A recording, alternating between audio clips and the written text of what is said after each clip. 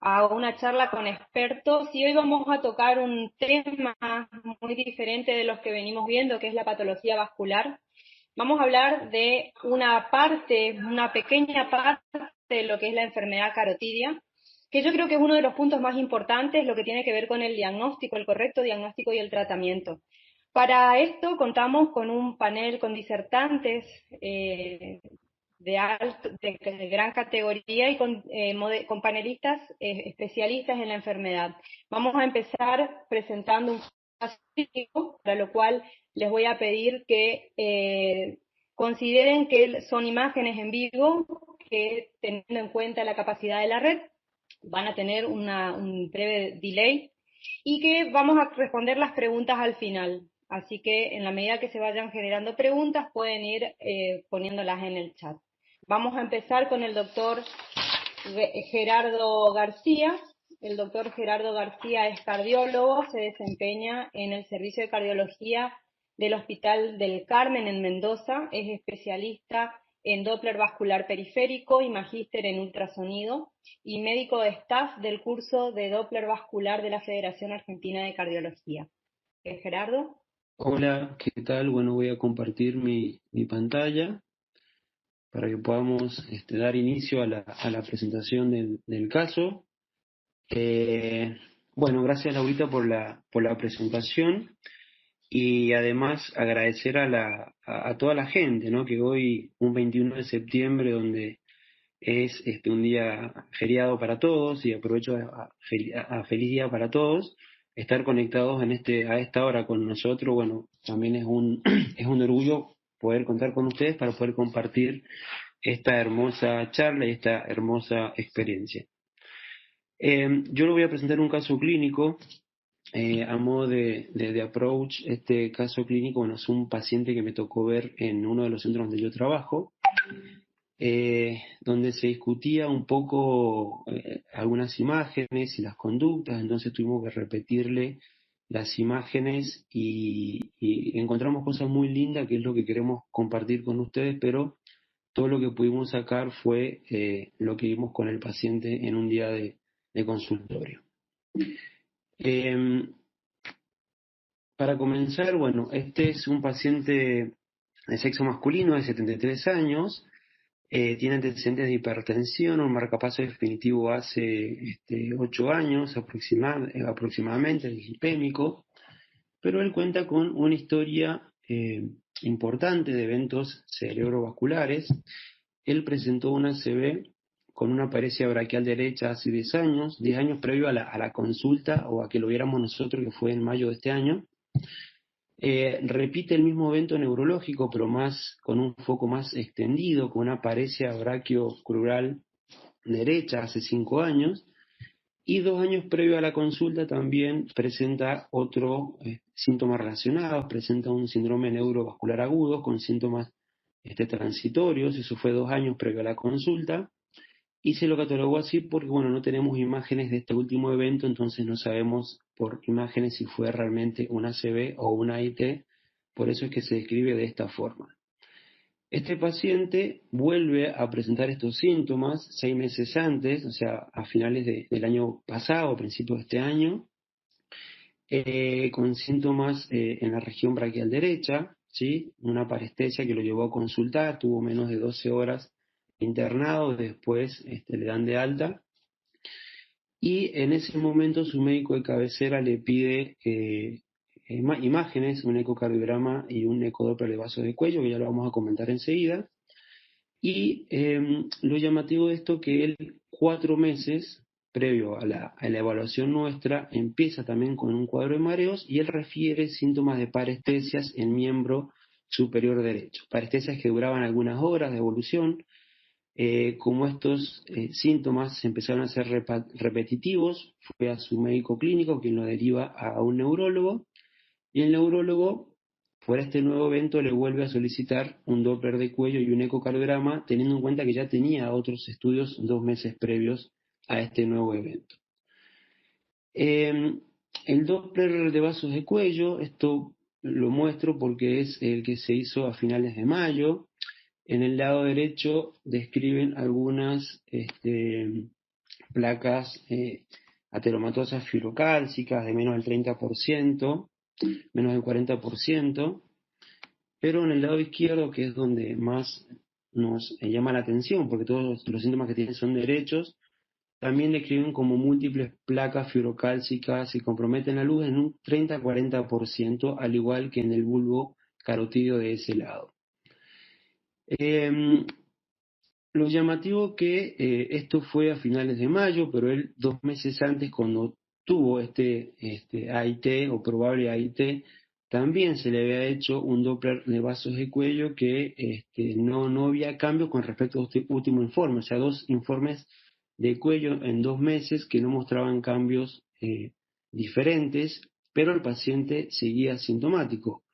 Fue motivo por el cual el neurólogo decide hacer una consulta con el cirujano vascular que tenemos en nuestro centro para ver si había posibilidad de hacer algo desde el punto de vista quirúrgico, porque el paciente, como ya saben, estaba asintomático. Entonces el cirujano, la realidad es que se encuentra con este paciente, ¿no?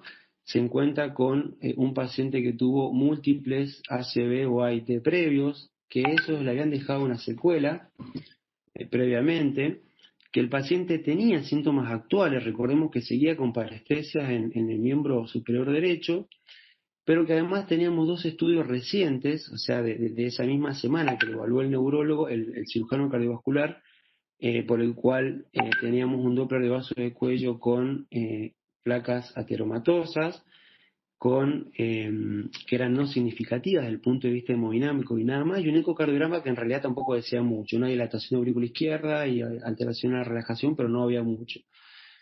El cirujano, como le llamaba la atención mucha sintomatología para poco informe por imágenes, entonces nos solicita que le repitamos el Doppler de vaso de cuello, a pesar de que tenía hace 5 días hecho el último, que es el que mostramos recién.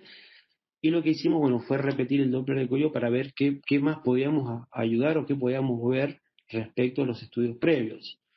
Esto es del lado derecho. Esto lo voy a pasar rápidamente. En la carótida derecha tenía placas, como ven acá, en el segmento distal, que eran no significativas, tipo 2-3, ¿sí? Que se extendían hacia la carótida interna y externa de ese lado. Los flujos y las velocidades sistodiastólicas estaban normales, pero bueno, no me voy a detener mucho acá porque vamos a ir a otra parte que es la más importante. El lado derecho no había mucho que diferiera de los otros informes ni que hablara mucho de la patología que tenía. Pero sí, la idea es concentrarnos un poco más en la carótida izquierda porque los síntomas eran muy característicos en el lado derecho y además tenemos que enfocarnos en ver qué podemos ver del lado izquierdo para poder ayudar al paciente, ¿no? Entonces, a modo esquemático, y como sé que estamos todos en diferentes lugares del país y no podemos dar otros detalles, entonces voy a hacer una representación esquemática de lo que fuimos viendo para que juntos podamos ir analizando desde el punto de vista anatómico las lesiones que vamos a ir encontrando acá. Como saben, siempre hacemos el recorrido desde el nacimiento de los grandes vasos, o sea, de las arterias carótidas, hacia el cuello. Y en este paciente, lo primero que se hace también es comenzar en eje corto, después se hace un eje largo de las arterias carótidas. En eje corto, a nivel del segmento medio, empezábamos a ver esta lesión. Fíjense acá abajo, igual ahora lo vamos a ver más ampliado, pero es para que tengan una representación anatómica de lo que vamos viendo, ¿sí? Ya a nivel medio, medio hacia distal, se empieza a ver, un segundo que voy a poner el puntero láser para que me ayude, se empieza a ver cómo aparece esta placa ateromatosa. Ya en el segmento distal de la arteria vemos que la placa ateromatosa se hace bien concéntrica y empieza a aparecer una luz anecoica dentro de la placa que ya también la vamos a analizar. Y a nivel distal, previo a la bifurcación, vemos como esta lesión que tiene más volumen se empieza a disminuir, empieza a ser más pequeña. Para repasar las mismas imágenes, en un modo esquemático y más ampliado, vamos a volver a repasar esto para que ustedes lo puedan ver y puedan ir analizando. Esto es a nivel del segmento medio, corriendo hacia el segmento distal, para ver de dónde nace la placa. Fíjense que se empieza a hacer más voluminosa, que afecta el segmento lejano, interno de la arteria carótida común. Luego hacia el segmento medio, en el mismo segmento también lo que hacemos es ponerle color para ver si el flujo cambia las características. Esto es para ver si cambian las velocidades, las características del flujo, para ir viendo algún grado de significancia de la lesión, que no veíamos que tuviera las características de una lesión obstructiva. Ya hacia el segmento medio vemos propiamente la placa. Todo esto es la placa, el vaso, la arteria carótida común. Esto ya es bien al segmento distal. Vemos cómo la lesión es bien concéntrica, abarca segmentos anteriores, laterales internos y posteriores de la luz del vaso. Y en el segmento posterior la placa también tiene una imagen anecoica que ya la vamos a ir analizando. Y ya en segmento más distal, en segmento medio nuevamente, lo que hacemos acá es la misma lesión que estuvimos viendo recién, esto es segmento distal. Acá lo que represento es cómo es todo lo que es la arteria.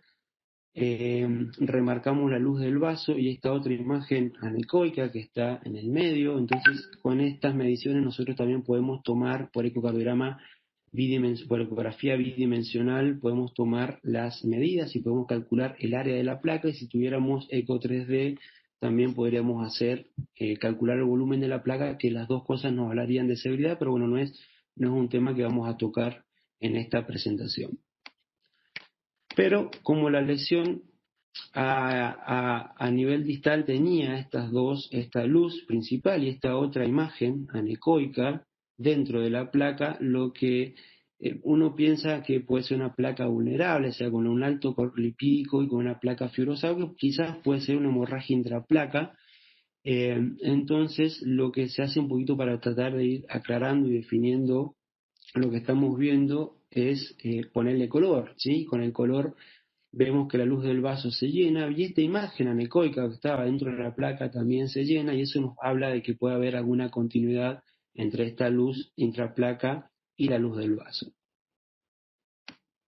Entonces, esta última imagen, solamente para revisar qué es lo que pasa al finalizar la placa, cuando nos vamos más hacia el segmento distal, previo a la bifurcación, la placa deja de ser voluminosa y solamente se adhiere en los segmentos externos de la luz del vaso. Lo que hacemos ahora es analizar, vamos a hacer lo mismo, pero vamos a cambiar el eje, vamos a hacer un eje largo con la misma dirección, siempre arrancando de la base del cuello hasta de la base del cráneo. Y acá lo que se hace es representar un poco en eje largo. Si el paciente está acostado, vemos ahora en eje largo lo mismo que veíamos acá en esta imagen. Aparece el segmento medio y distal de la lesión, donde ya empezamos a ver cómo la placa empieza a crecer, cómo es irregular. Ya podemos ir analizando algunos componentes y algunas características de la placa. Y más al segmento medio nos encontramos con esta imagen, que es la que corresponde al segmento distal en eje corto, ¿sí? Una placa muy extensa con segmentos anecoica, y podemos ir analizando toda esa parte. Esto se lo pongo en una pantalla más grande para que puedan ir analizando las características de la placa. Esto es a segmento medio. También ahí ponemos color para ver en el color si hay algunos cambios en la característica del flujo para calcular la severidad de la lesión o no.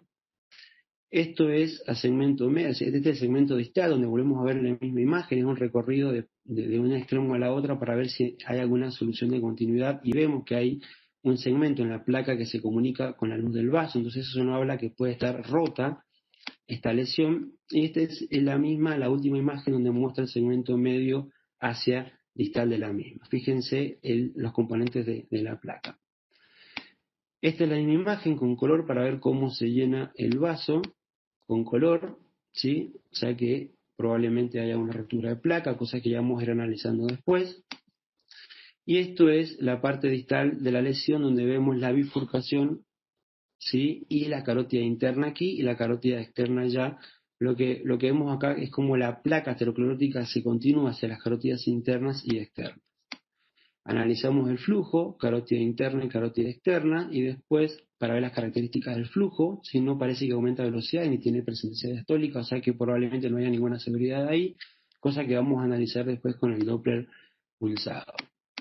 Esto es una reconstrucción anatómica de todo lo que es la lesión. Fíjense lo extensa que es la placa, que abarca desde segmentos medios hasta las arterias carótidas internas y externas de ese lado. Para tener una imagen más ampliada, ok, en uno termino. Para tener una imagen más ampliada, vemos los mismos segmentos. Fíjense la extensidad de la placa, las características, los bordes, todas las irregularidades que tiene y cómo compromete la carótida interna y externa de ese lado. Y para ir terminando la presentación del caso, lo último que hacemos es analizar los flujos, ¿sí? Y las velocidades para ver si hay algún grado de obstrucción. Esto es a nivel distal, justo sobre la parte más voluminosa de la placa. Vemos que las velocidades sistólicas son normales. En el segmento posterior a la lesión vemos también que las velocidades sistólicas son normales, y cuando analizamos la bifurcación junto con la carótida interna y externa también podemos ver que tanto la carótida interna, que es esta, tiene flujo con velocidades sistólicas normales, y la carótida externa también tiene flujo con velocidades sistólicas normales. Para finalizar, la idea es, vamos a poner algunas preguntas para poder discutir este caso, que ahora Laurita va a continuar con lo mismo, que sería bueno que recuerden estas preguntas para después analizarlas cuando termine todo el webinar y ver si les ha cambiado un poco la expectativa, ¿sí? Que cómo es la lesión, si son de alto riesgo o no, cómo lo informamos, si es necesario algunos otros estudios, diagnóstico, cuál sería el mejor tratamiento para este paciente y si sería conveniente algún tratamiento intervencionista. Bueno, muchas gracias y continuamos ahora con el webinar con los otros doctores. Bueno, gracias doctor, excelente caso, y yo creo que más de uno se habrá visto representado con un paciente como este en consultorio, y como se habrán dado cuenta que esto no es un curso de ecografía, una imagen vale más que 1000 palabras. El tema es qué palabras, y esto es un punto importante en la ecografía vascular, porque tanto los médicos que hacemos los estudios como los médicos que reciben los informes debemos hablar el mismo idioma al momento de recibir un informe vascular y al momento de escribirlo. Es importante definir a esta patología, ya que depende de lo que nosotros informemos, vamos a definir puntos cruciales que tienen que ver tanto con el tratamiento como el inicio del tratamiento médico como el tratamiento más invasivo de ser necesario. Y para contestar esas preguntas, que son las que nos hacemos habitualmente ante un paciente vascular periférico, contamos con disertantes que yo creo que necesitan poca presentación. Para hablar primero de lo que es la placa carotidia, contamos con el doctor Adrián Dovidio. El doctor Adrián Dovidio es cardiólogo, especialista en imágenes cardiovasculares, fue presidente de la Federación Argentina de Cardiología, es el director del curso de eco Doppler vascular de la Federación Argentina de Cardiología, bueno, y un docente de ALMA, así que vamos a empezar con él la disertación de lo que tiene que ver con las placas carotídeas en las imágenes. Doctor. Bueno, buenas tardes a todos. Primero, agradecerte a vos, Laura, la presentación, agradecer a la FAC la invitación. Es un honor para mí compartir estos minutos con el presidente de la Federación Argentina de Cardiología, con mi amigo Alberto Lorenzetti. Sé que para él es un esfuerzo muy grande estar con nosotros y para mí es un honor que esté el señor presidente con nosotros y además que esté todo el equipo del Comité de Medicina Vascular Stroke y que además estén dentro de los 144 participantes que tiene este webinar, están muchos de nuestros alumnos y exalumnos del curso, así que estoy muy contento. Bueno, vamos a charlar de las placas arterioscleróticas. Quiero saber que me digan si se ve bien el archivo. Sí, se ve bien, Se ve Adrián. perfecto todo. ¿Bien? Se ve perfecto. Perfecto. Bien. Disculpen si hay delay en las imágenes, eso pasa siempre cuando son tantos participantes. Estas son las arterias del cuello que vamos a analizar: la carótida común, la carótida interna, la carótida externa y toda la vertebral en su trayecto, así es como circulan en serio. La realidad es que Neco el vaso del cuello de esta manera. Y tenemos que acostumbrarnos a saber cómo son los flujos normales, de acuerdo a que son siempre flujos que tienen en condiciones basales, por supuesto, del paciente. Tienen habitualmente menos de 125 centímetros por segundo. Hay flujos de baja resistencia, como el flujo de la carótida interna y de la arteria vertebral, porque recién se dividen, se bifurcan a nivel del cerebro. Flujos de alta resistencia, como el de la carótida externa. Les decía entonces que esto es lo que vemos habitualmente: flujos de baja resistencia, como la carótida interna y la vertebral; flujos de alta resistencia, como la carótida externa; y flujos de resistencia intermedia, como el flujo de la arteria carótida común. Conceptos concretos. Protocolo de Mannheim. La última vez que se reunieron en Alemania fue en el año 2011 y se definió concretamente esto. ¿Qué es una placa? Una placa es cualquier engrosamiento de la mioíntima que tenga más de 1.5 milímetros, o un engrosamiento del lumen que sea mayor de 0.5 sobre el grosor miointimal que tenga, ¿de acuerdo? O que supere el 50% del grosor miointimal de alrededor. No sé por qué no están corriendo los videos acá. No están corriendo los videos en mi presentación. No, no están corriendo. Ahí va. Bien. La caracterización de la placa es fundamental para evitar errores importantes. ¿Qué miramos nosotros de la placa? Vemos la anatomía para saber si la placa es regular, variaciones anatómicas, tortuosidades, kinks, coils, aneurismas, dilataciones, o si directamente la arteria no existe. Vemos la ecogenicidad comparándola con el músculo esternocleidomastoideo. Entonces decimos que puede ser anecoica, isoecoica cuando es igual, hasta hiperecoico o ecodenso cuando el aspecto es igual a las vértebras. Miramos las texturas a ver si la placa es homogénea o heterogénea.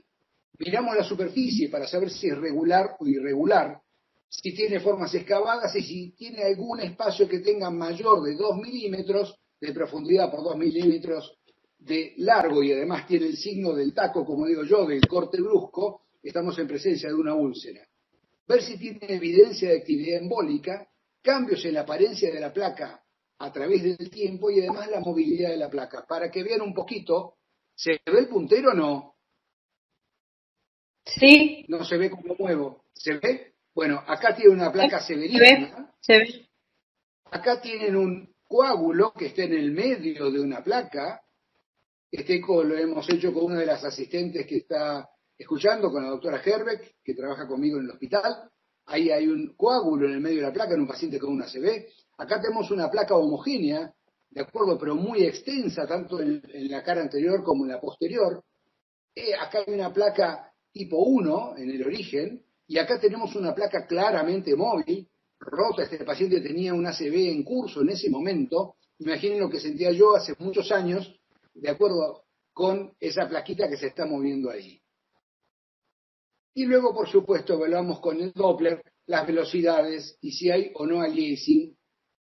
Sigo adelante. Hace muchos años, Birmani describe esta clasificación que hasta el día de hoy sigue siendo práctica. De 1 a 5, mirando textura y ecogenicidad de la placa puede ser homogénea, y entonces puede ser hipoecoica o prácticamente anecoica o predominantemente hipoecogénica. Hablamos de placas tipo 1, tipo 2. Las 3 y 4 son heterogéneas, predominantemente ecogénica o ecogénica, y la tipo 5, que es no clasificable, se le llama así porque tiene calcio y no se puede ver.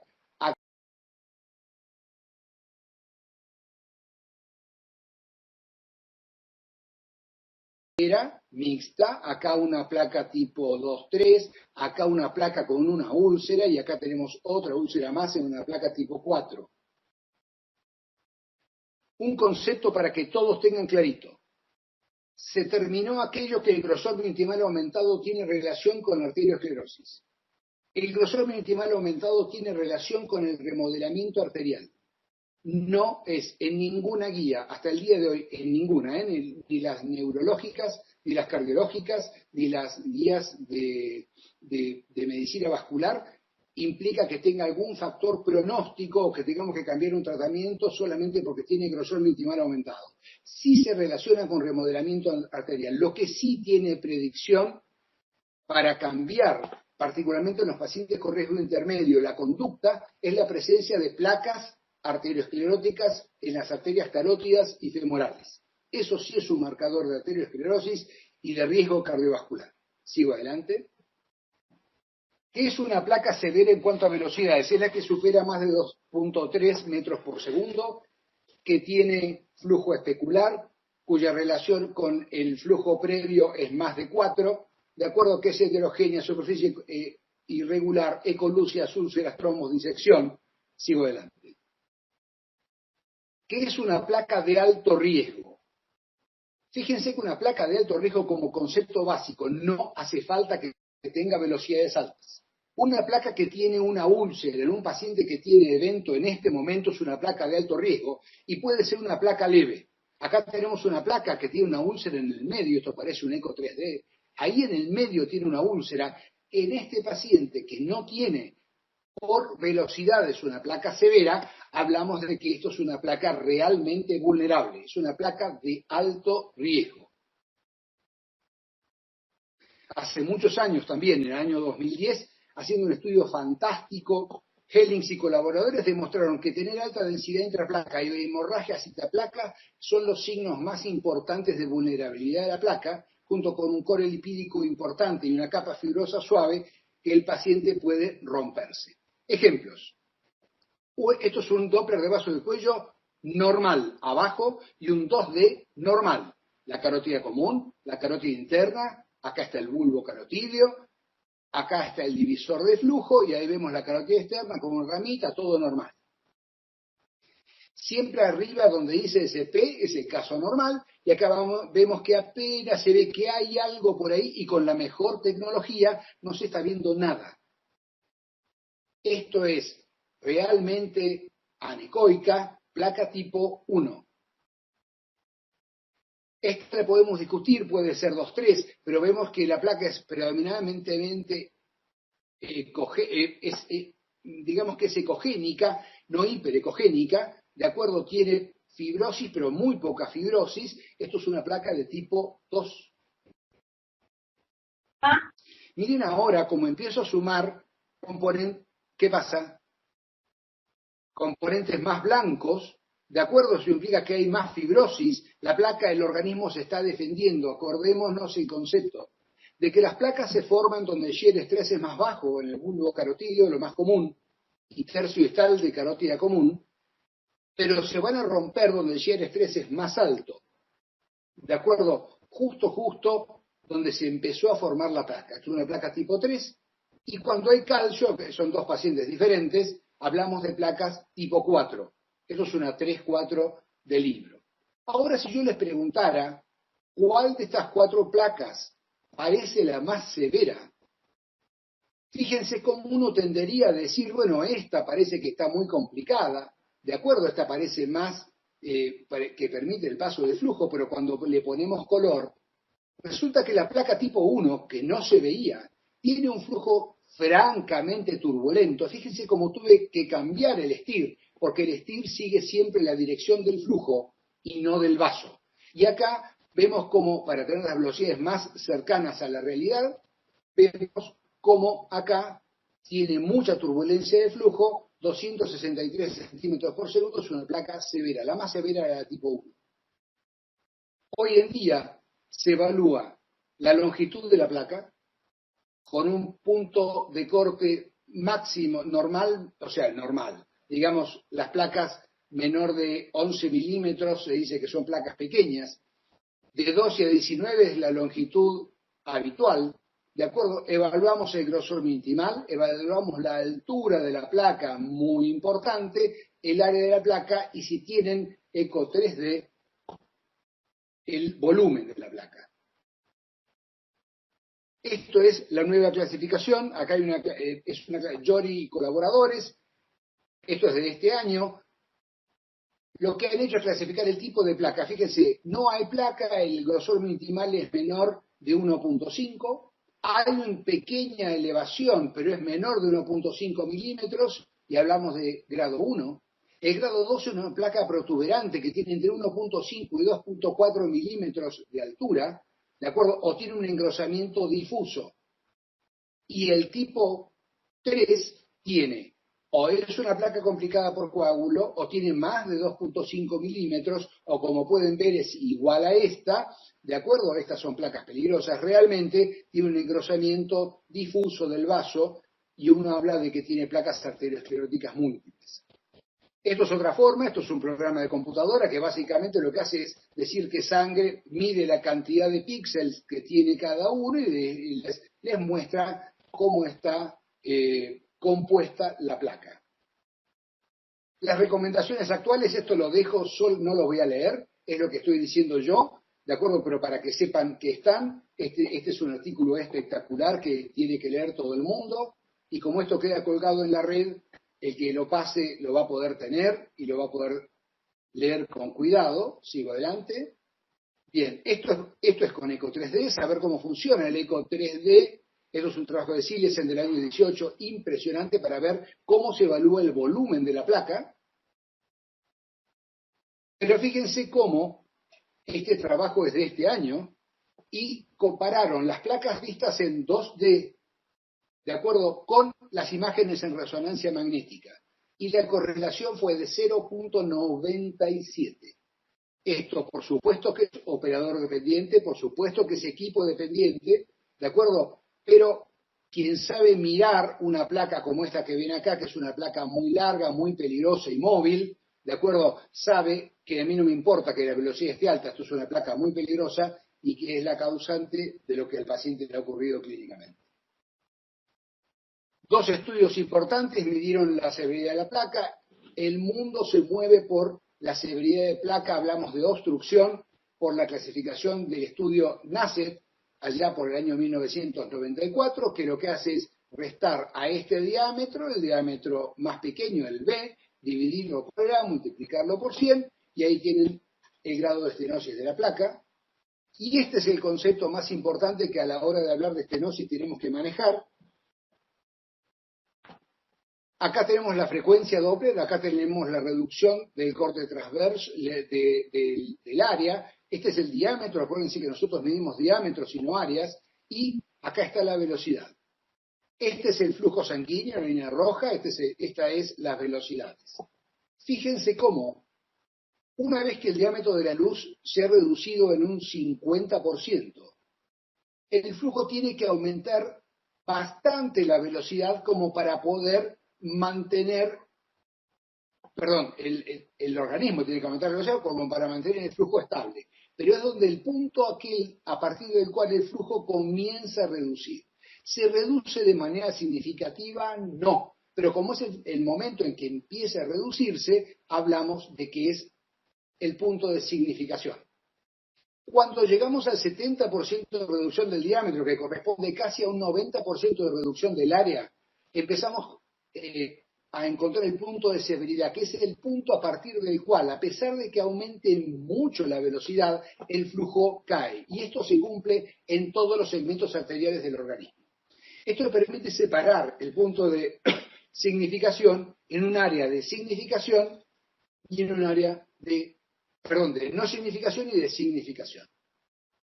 Y este es el momento que todas las guías dicen, actuamos, no actuamos, no intervenimos, no intervenimos, está asintomático, hay otros signos que estén molestando. Las clasificaciones. Esta es la que manejábamos hasta el 2019 y actualmente sigue estando vigente esta clasificación que está abajo, o sea, las severas son de 70 a 89%, con velocidades mayor de 230 centímetros por segundo, que corresponde a una reducción del diámetro del 70% con una relación mayor de 4 y con la velocidad telediastólica de 100. ¿Qué le agregó la última guía del año 18 de los europeos? Le agrega algo muy importante y le agrega la velocidad postestenótica. Esto nos permite decir que un paciente que tenga más de 200, o sea, separar aquello de 70 a 89 o de 50 a 69. Y decimos que alguien que tiene más de 330, pero que tiene más de 50 centímetros por segundo de velocidad postestenótica y más de 100 centímetros por segundo de velocidad de fin de diástole a nivel de la estenosis con un radio mayor de 4, es una lesión del 70%. Y las guías hacen ese punto de corte. Pero si el flujo cae por debajo, la velocidad post-estenosis por debajo de menos 50 centímetros, por debajo de 50 centímetros por segundo, manteniendo la relación, estamos hablando de una placa del 90. Y si tienen menos de 30 centímetros por segundo, de 80 y del 90. Para eso sirve la clasificación nueva, es lo mismo que la vieja, lo único que nos da un poquito más de especificidad para el diagnóstico. Yo les comento, informo las dos. Ejemplos cortitos. Acá tenemos una placa que, fíjense, cuando uno la mira con mucho cuidado, se inicia a nivel del divisor de flujo, penetra en la carótida interna. Es una placa tipo 3-4, y cuando uno mira con cuidado, ve que acá hay una úlcera. Esto mide más de 2 milímetros, tiene el codo aquí, tiene el signo del paso, del peldaño, como le quieran llamar, mide más de 2 milímetros, es claramente irregular, muy larga, de acuerdo, es una placa que mide 3 milímetros, ahí está la úlcera, ahí está el calcio, porque hay fibrosis, esa es la altura de la placa, esta placa mide 2.3 milímetros de alto, de acuerdo, y este es el largo que en este caso mide 2.5 centímetros de largo. No es una placa severa. Sí. ¿Qué pasa? 2 minutos, doctor. Perfecto, ya termino. No es una placa severa en cuanto a velocidades de flujo, sí es una placa vulnerable porque hay una úlcera en este nivel y una úlcera más distal. Dos placas severísimas, ahora sí, por úlceras y velocidad de flujo, superan más de 4 metros. Esto es una placa que combina todo. Tiene una úlcera, por eso con 2D hay que ir moviendo la mano para poder ver. Si se concentran van a ver ahí una úlcera. Y además cuando le ponen ustedes el Doppler color, hay un claro aliasing. Fíjese cómo acá la caja de color tiene que seguir este estir como para poder determinar las velocidades, que en este caso 461 de sistólico, 162 centímetros de diastólico, placa severa crítica. Bueno, esto es solamente para ver cómo son los traductores 3D. Y como conclusiones, es fundamental saber caracterizar una placa arteriosclerótica en cualquier territorio arterial del organismo cuando el paso sea accesible. El concepto de que una placa es vulnerable va más allá de que una placa es severa de acuerdo a las velocidades pico-sistólicas y diastólicas. Deben observarse la presencia de alteraciones de la superficie de la placa, sabiendo si hay úlceras, trombos, placas rotas, hemorragia intraplaca, placas hipotogénicas, la movilidad de la placa y las velocidades elevadas por encima de los niveles de significación citodiastólicos, la relación carótida y las disecciones. Y acá termino porque los voy a dormir. Muchas gracias por escucharme. Bueno, muchas gracias, doctor. Excelente disertación. Y creo que después de esta clase el doctor Dovidio, ahí está la imagen, habrán visto que las imágenes en este grupo de pacientes marcan un perfil de pacientes, y esto es muy importante porque también nos va a dar un tiempo de tratamiento y un tipo de tratamiento que tenemos que encarar en este paciente. O sea, que no pueden aceptar un informe en donde no se caracterice la placa, en donde no definan el tipo de placa que se está evaluando, y el objetivo justamente es que al momento de recibirla ustedes entiendan qué se está viendo. Para continuar, contamos con otro invitado de lujo, el doctor Lorenzati, que tampoco necesita mucha presentación. Él es cardiólogo, ejerce en la ciudad de Córdoba, es experto en lípidos y actualmente es el presidente de nuestra federación. Él nos va a hablar un poco del tratamiento inicial de estos pacientes fundamentales, que es la dislipidemia. cómo vemos el tratamiento de las guías a el consultorio de todos los días. Muchas gracias, doctor Lorenzati. Muchas gracias, Laura. ¿Me escuchan bien? Perfecto, doctor, se escucha y se ve también perfecta su presentación. Bueno, muchísimas gracias. Para mí un gusto estar en este webinar organizado por el Comité de Enfermedad Vascular Periférica y Stroke. Así que bueno, sin más, vamos a pasar a charlar un poquito acerca de las guías y cómo deberíamos llevarlas a la práctica. En realidad, hoy existen como tres estrategias diferentes. Nosotros podemos decir que en los pacientes de muy alto riesgo debemos mantener o buscar un LDL de menos de 70, esas son las metas clásicas, y eso mantienen, por ejemplo, las guías americanas. Otro podría decir, bueno, pero solamente con estatinas en alta intensidad y buscando un LDL que disminuya igual o más de un 50% respecto del basal, y sería también una estrategia que no está equivocada, sigue las guías americanas de 2013. Y por último podríamos decir, no, pero bueno, hay evidencia suficiente para buscar y para pretender metas mucho más allá de menos de 70, siguiendo, por ejemplo, las guías europeas de cardiología que a fines del año pasado, precisamente en el Congreso de la Sociedad Europea de Cardiología, presentaron las nuevas guías con una meta muy ambiciosa, LDL de menos de 55 y por lo menos un 50% más de reducción del valor de LDL colesterol respecto del basal. O sea, para verlo así muy gráficamente, si el paciente es de alto riesgo para las guías europeas, tiene que estar por debajo de 70 más haber disminuido un 50% respecto al basal, y si es de muy alto riesgo, la meta es menos de 55, siempre disminuyendo un 50% respecto del punto de donde se parte. Y estas guías también plantean todavía una meta más ambiciosa de menos de 40, fíjense ustedes, en el paciente que tiene eventos recurrentes. Por ejemplo, inclusive no hace falta que sea del mismo territorio. Por ejemplo, un paciente que ha tenido un evento coronario y después hace un stroke, o ha tenido un stroke y aparece con un evento en algún otro territorio. Ahora, estas guías que realmente son o se muestran como una meta no simple de lograr en la práctica cotidiana, están basadas en la mejor evidencia posible. ¿Qué pasó en estos últimos años?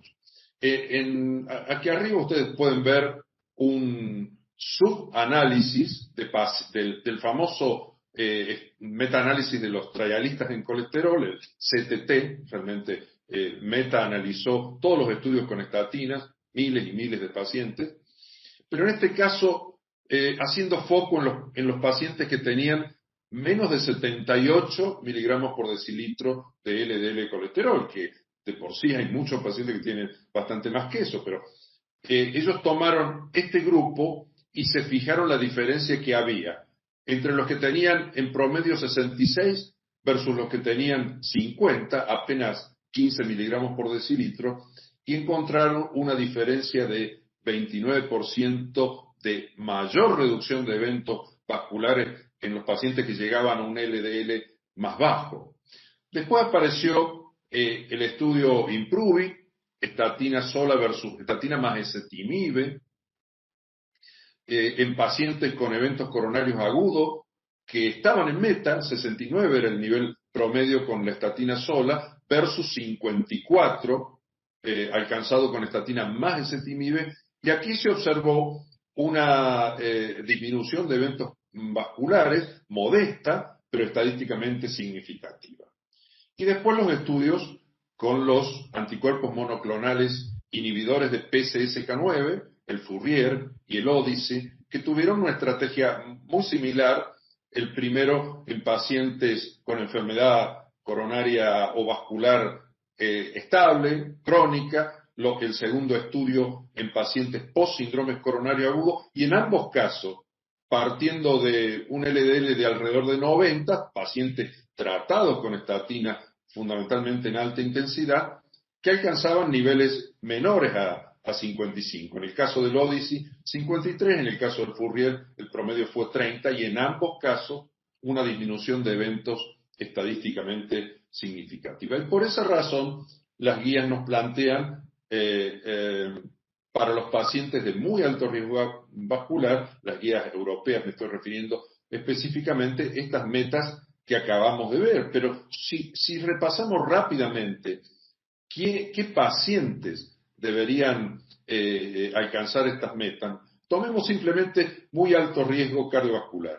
Cualquier paciente que tenga enfermedad cardiovascular aterosclerótica documentada. O sea, el paciente que mostró el doctor Dovidio tiene enfermedad documentada. Un diabético con enfermedad de órgano blanco, con daño de órgano blanco, o un diabético que tenga múltiples factores de riesgo, o un diabético tipo 1 con una enfermedad de larga data, o un paciente con enfermedad renal crónica severa, o sea, con un filtrado glomerular de menos de 30, o hipercolesterolemia familiar con enfermedad arterial, o un factor de riesgo mayor asociado, por ejemplo, que sea hipertenso, o un score de riesgo, de acuerdo al score europeo, aumentado. O sea, fíjense cuántos pacientes de la práctica cotidiana se presentan de esta forma. Entonces, realmente hay muchos pacientes en quienes tenemos que buscar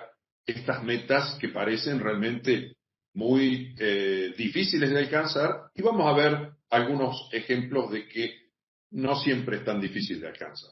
Las estatinas son las herramientas de todos los días y que muchas veces utilizamos mal, y han demostrado que a mayor riesgo y mayor descenso del LDL colesterol, mayor beneficio. O sea, aquí estamos hablando de que en un paciente de muy alto riesgo, en quienes logremos bajar, no sé, 80 miligramos por decilitro el LDL colesterol, supongamos que tiene 190 y se lo bajamos a la mitad, cada 1000 individuos podemos evitar 142 infartos de miocardio, por ejemplo. Pero no solamente las estatinas pueden ser de utilidad.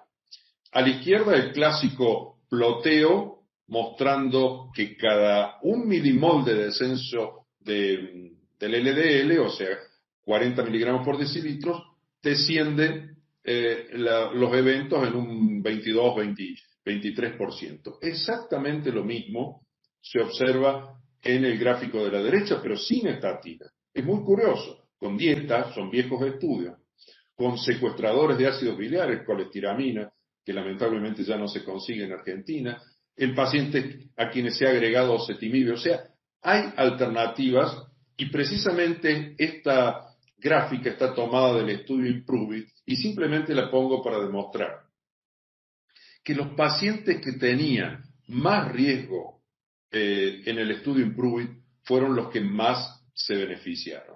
Esto está hecho con un score del grupo TIMI en prevención secundaria, y aquellos que tenían un score alto con igual o 3 o más puntos, llevándolos este score en los pacientes participantes del IMPROVE-IT, se observó realmente un beneficio categórico, y entonces nosotros no deberíamos privar a nuestros pacientes de alto riesgo cardiovascular de agregarles ezetimibe a la terapéutica con estatinas de alta intensidad. Los estudios del mundo real nos dicen, esto tiene algunos años, de 2016, pero ya teníamos estatinas potentes y se usaban bastante, pero que la gran mayoría, según este estudio que es global, 2/3 de los pacientes no llegan a esa meta de menos de 70. No estamos hablando de la de menos de 55. Y este es un estudio italiano muy reciente, son 4.000, casi 4.800 pacientes, un registro, mostrando de muy alto riesgo cardiovascular, o sea, pacientes en quienes hay que usar atorvastatina 80 o rosuvastatina 40. Sin embargo, la media de utilización de atorva era 41, y la media de utilización de rosuvastatina no llegaba a 15.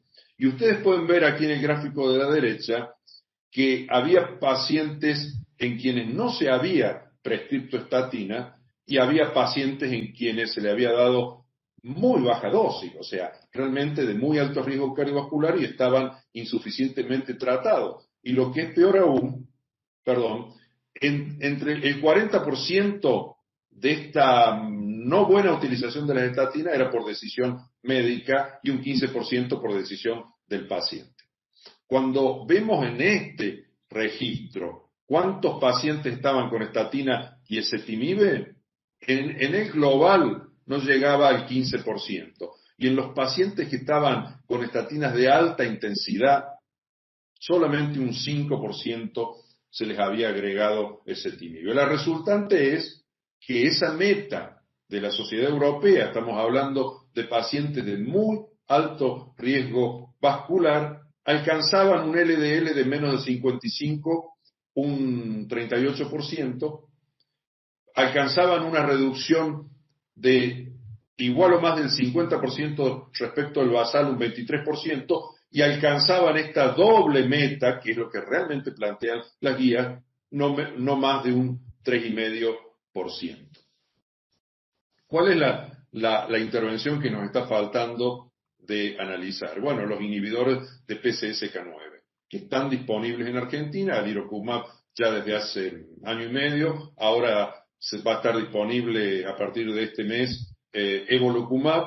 Este es un estudio que nosotros publicamos el año pasado, es un estudio multicéntrico, o sea, con muchos países. Yo tuve el honor de ser el autor principal, casi 1.000 pacientes diabéticos que estaban con estatinas y en quienes se agregaba evolocumab o quedaban con placebo. Miren ustedes el descenso que produce la inhibición PCSK9 a pacientes que ya estaban con estatina, prácticamente un 72% extra respecto de lo que tenían de modo basal serían estos pacientes.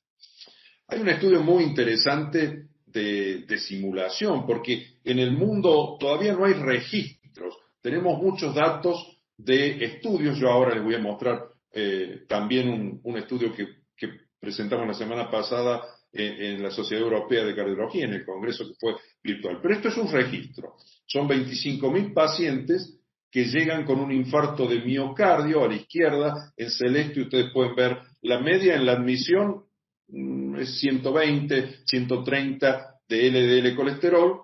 Aquí esta línea marca los 55 miligramos por decilitro que plantean las guías europeas. A las 10 semanas concurren los pacientes a control, entre 6 y 10 semanas, y solo un 25% con estatinas de alta intensidad ha llegado a esa meta de menos de 55. A la derecha, los autores hacen una simulación agregando a las estatinas de alta intensidad ezetimibe, y ahí logran que por lo menos la mitad alcance esa meta de menos de 55, y finalmente la simulación está muy bien hecha metodológicamente, agregan el efecto que puede dar la inhibición PCSK9, y bueno, ahí la inmensa mayoría de los pacientes logra la meta de menos de 55 miligramos por decilitro.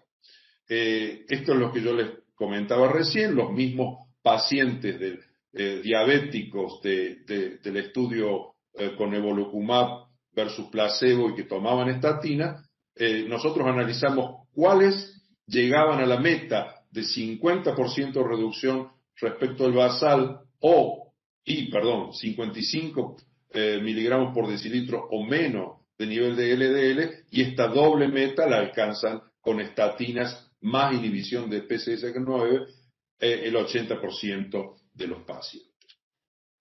Ahora, ¿van a necesitar todos los pacientes que nosotros querramos llevarlos a esa meta inhibición de PCSK9, o sea, con un anticuerpo monoclonal, que son drogas que tienen su costo? No, porque si realmente usamos estatinas de alta intensidad más ezetimibe, podemos lograr un 65% de reducción del LDL respecto al basal, y créanme que en la práctica cotidiana se puede llegar bastante bien a metas menos más allá de menos 70, si se utilizan correctamente esta doble combinación. Y si usamos una triple combinación con un inhibidor de PCSK9, estatinas de alta intensidad y ezetimibe, bueno, podemos lograr casi un 90% de reducción. Pero en nuestro mundo real no queda el tratamiento de la dislipidemia solamente con bajar el LDL con estos tres recursos que hemos mencionado. La encuesta nacional de factores de riesgo nos dice que existe una gran, prevalencia de factores de riesgo metabólico en nuestro país. 2/3 partes son obesos o con sobrepeso, la mitad con presión alta, 1/3 con colesterol elevado. Ha subido y sigue subiendo la cantidad de pacientes diabéticos. Y cuando nosotros vemos que por primera vez las guías europeas, en este caso, que son las que principalmente estamos analizando, plantean algo de tratamiento o alguna intervención en pacientes con triglicéridos, es porque se ha acumulado muchísima evidencia de que los triglicéridos también tienen que ver con el desarrollo, no el triglicérido en sí, sino las lipoproteínas ricas en triglicéridos que contienen colesterol ApoB, se expresan como una hipertrigliceridemia, pero que también tienen que ver con el desarrollo de aterosclerosis. Por eso estas guías dicen que si un paciente tiene persistentemente elevado los triglicéridos, o sea, entre 135 y 500, bueno, habría que considerar ácidos grasos omega 3, especialmente EPA. Y bueno, y plantean metas más ambiciosas para no HDL y ApoB. En todos los casos, sí, ya termino. Eso, 2 minutitos. Perfecto. En todos los casos, que sea que tomemos el no HDL, el HDL o los triglicéridos en pacientes que estén o no en las metas clásicas, hay un exceso de este tipo de factores que tienen que ver con las lipoproteínas ricas en triglicéridos. ¿Cuáles son los recursos? Y con eso termino. Bueno, los fibratos son útiles, pero hoy por hoy no tenemos evidencia completa porque solo en los subgrupos de pacientes con triglicéridos altos los fibratos han demostrado ser efectivos. Los ácidos grasos omega 3 en un estudio reciente, el REDUCE-IT, mostraron disminuir eventos cardiovasculares en un 25%. Para finalizar entonces, recordar que hoy la evidencia es muy fuerte de que el LDL es causa potente de eventos cardiovasculares y debería ser disminuido tanto como sea posible para prevenir la enfermedad cardiovascular aterosclerótica. Disminuir el LDL beneficia a los pacientes independientemente del nivel del que se parta. Las estatinas solas o combinadas con ezetimibe y eventualmente con un inhibidor de PCSK9 deben utilizarse para asegurar alcanzar las metas de menos de 55 cuando así corresponde. Y finalmente, omega 3, especialmente EPA o fibratos, pueden ser considerados cuando los triglicéridos se encuentren persistentemente elevados. Y dejo un mensaje final. Empezar cuanto antes el tratamiento, sostener el tratamiento en el tiempo y utilizar cuando sea necesaria combinaciones de hipolipemiantes. Muchísimas gracias. Muchísimas gracias, doctor. Excelente exposición, excelente realmente. Bueno, para continuar, ¿podés compartir, por favor, las preguntas? Perdón, que... Ok, te comparto. Para continuar, entonces, ¿Se ve el power? Sí, se ve. ¿Podrían cerrar los micrófonos, los que tengan abierto, por favor? Para continuar, entonces, habíamos planteado una serie de preguntas al inicio de la discusión que trataremos de continuar con las respuestas con un panel de expertos, ¿sí? En relación a la lesión significativa, la caracterización de la placa. El doctor Gastón Mozo, uno de los médicos especialistas en imágenes. ¿Está Gastón? ¿Se escucha bien? Ahora sí, Bien. Gastón. Bueno. Bueno, buenas noches a todos. Está bien.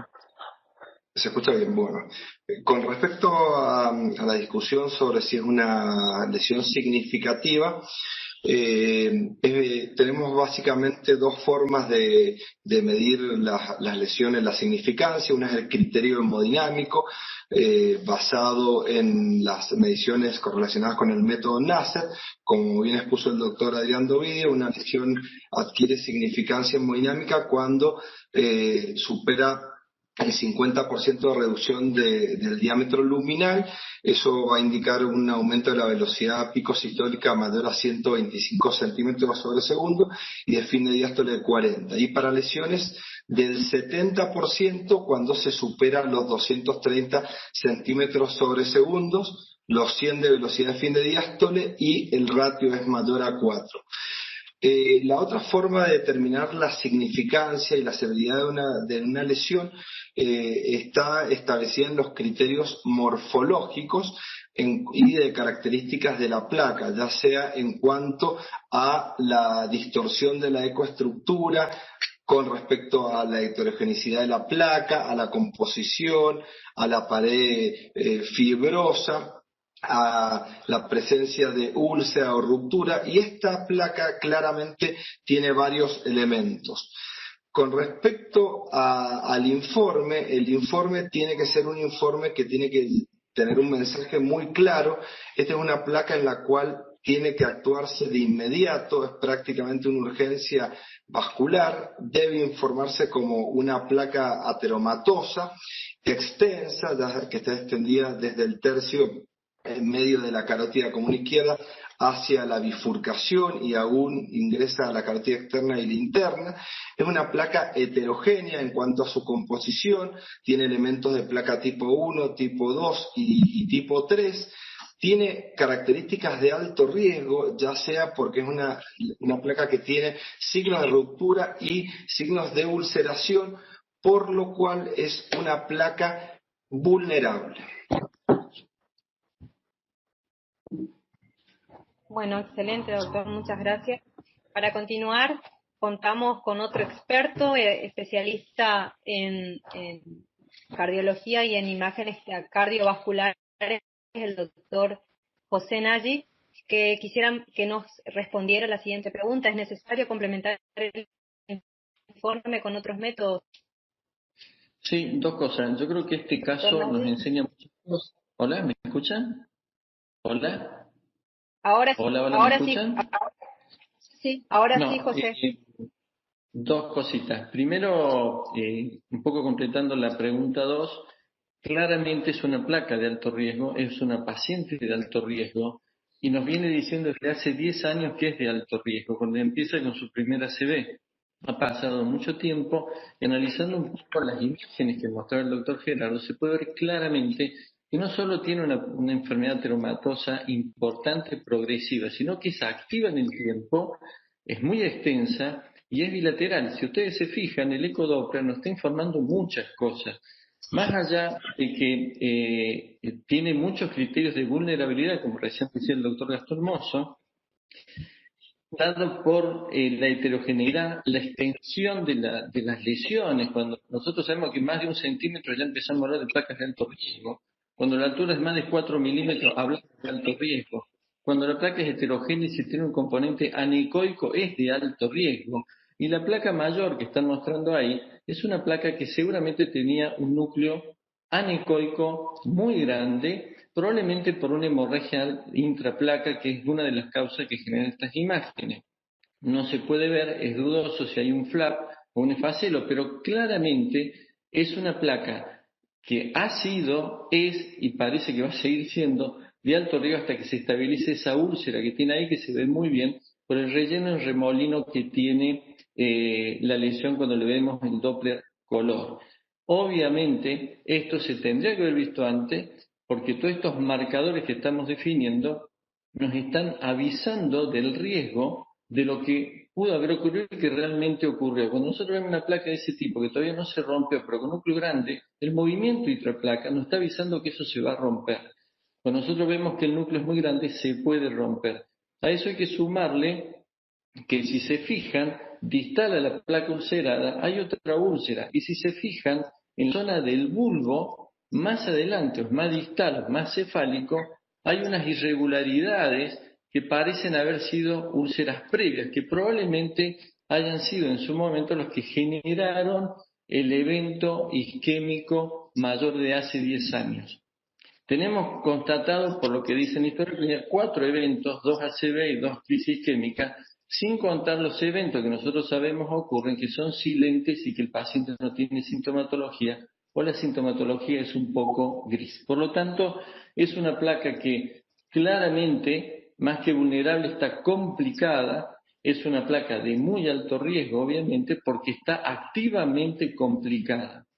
Ahora bien, ¿qué nos dice el Doppler? El Doppler también nos dice, y esto está en las últimas guías de la Sociedad Europea, donde tenemos, cuando miramos una carótida de esta característica, necesariamente tenemos que ver otros territorios, sobre todo el coronario, porque hay otro detalle que nos está dando el Doppler. Si ustedes se fijan en las imágenes, prácticamente todas las lesiones tienen un componente anecoico, de mayor o menor grado. Y si se fijan en la carótida derecha, también tienen componentes anecoicos. A la carótida derecha le damos tiempo y es muy probable que tengamos lo que estamos teniendo y viendo en la carótida izquierda.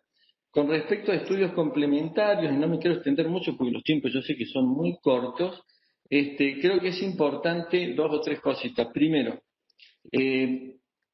cuando nosotros hablamos de estudios complementarios, tenemos que ver ¿para qué? ¿Para evaluar mejor lo que estamos viendo y que nos ofrece el ecodoppler? Creo que no, porque el ecodoppler es contundente en la lesión que tenemos y el tipo que tenemos. ¿Vamos a hacerle una angioresonancia? No podemos porque tiene un marcapaso el paciente. Seguramente sí le vamos a hacer una angiotomografía. La angioresonancia tiene mejor resolución en definir las características de la placa, pero en esto la angiotomografía, o la angioresonancia, más que ver la característica de la placa, lo que quiero ver qué pasa aguas arriba, qué pasa distalmente, inclusive yo le haría un Doppler transcraneal, no para ver si tiene HIT, porque seguramente tiene HIT de alta intensidad, sino para ver la reserva de flujo cerebral que tiene después de haber tenido todos los eventos isquémicos que tiene. Y por último, y no me quiero extender más porque es largo el tema y hay muchas cosas, pero quiero ser concreto, sí o sí, un paciente así tengo que mirarle las coronarias y yo le haría una multi-slide para ver un angiotac para ver coronarias. ¿Por qué? Porque si esto va a una endarterectomía, una opción que no sé, después van a opinar los que saben en este tema, la sombra que existe en esta situación. Por el momento no tengo cápsulas en la categoría. Infarto que ocurre periprocedimiento. Por ahora esto, porque si quieren sigo, pero sé que los tiempos son cortos. No, bueno, justamente en relación a lo que estabas hablando, vemos que este es un paciente como el que vemos todos los días en consultorio, es un paciente coronario. Para eso contamos con otra panelista de lujo, que es la doctora Massín, para que nos hable de el paralelismo que tienen estos pacientes de enfermedad coronaria. Y hay alguien con el micrófono abierto. El paralelismo, bueno, y desde el punto de vista de la cardiopatía isquémica. Gracias, doctor. Hola, buenas noches. Muchas gracias por invitarme a participar en este webinar al Comité de Medicina Vascular. Quiero decir 3 cosas. En primer lugar, que ha habido grandes avances en el tratamiento de la enfermedad vascular y sobre todo en relación a los eventos isquémicos cerebrales en los últimos tiempos, pero a diferencia de lo que ocurre con la enfermedad coronaria, existen diferentes mecanismos fisiopatológicos y por ende diferentes tratamientos.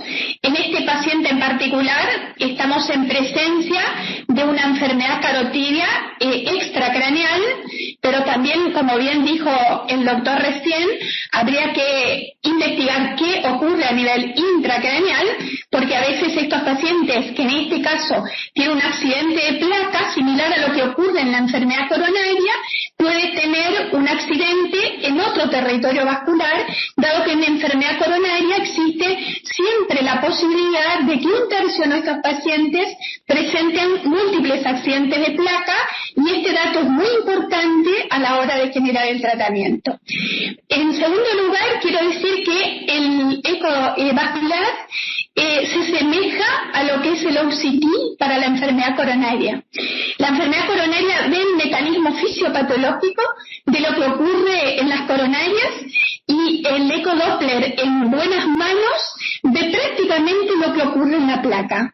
De no haber existido con estas condiciones, probablemente no hubiésemos detectado que se trataba de un accidente de placa. Tiene la misma gravedad que tiene, en cardiopatía isquémica este evento, es decir, así como en infarto el tiempo es músculo, acá también el tiempo es cerebro. Por lo tanto, tenemos que intervenir rápidamente para lograr los exámenes complementarios y tratar el paciente en consecuencia.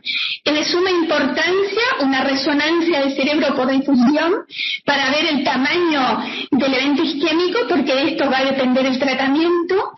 Hay terapias antiplaquetarias que fueron ensayadas en los últimos tiempos. Si nosotros miramos en la bibliografía, hay un sinnúmero de ensayos con monoterapia, con aspirina, pero a dosis más altas que la enfermedad coronaria, de 100 a 325 miligramos por día, y con doble terapia antiplaquetaria.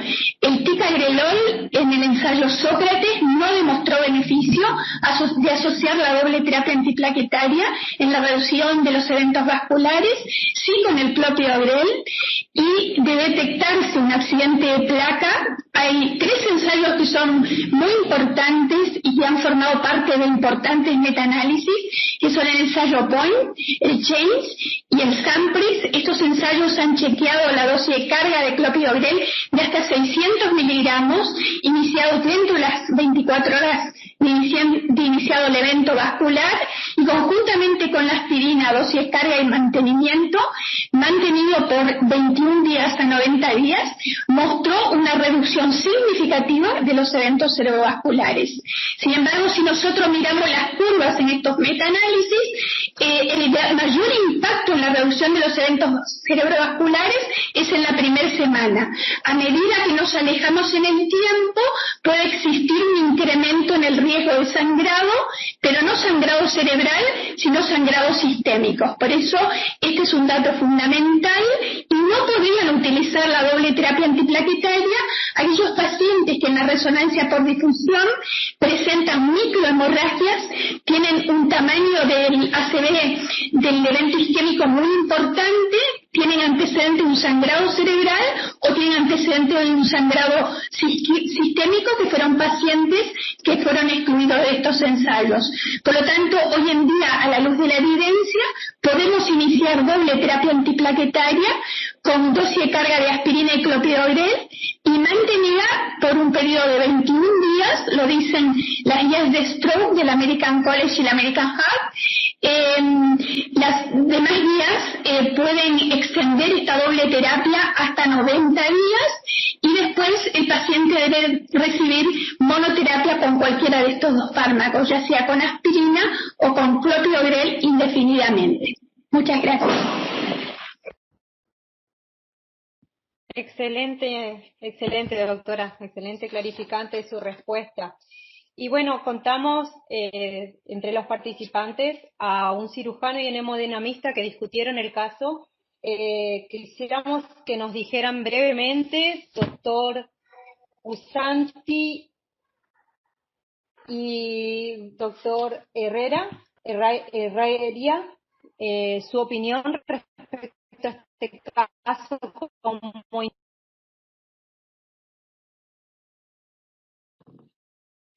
Hola. El doctor Usanti y el doctor Guzmán, hemodinamista y cirujanos, para que nos digan qué decisión tomaron con este paciente.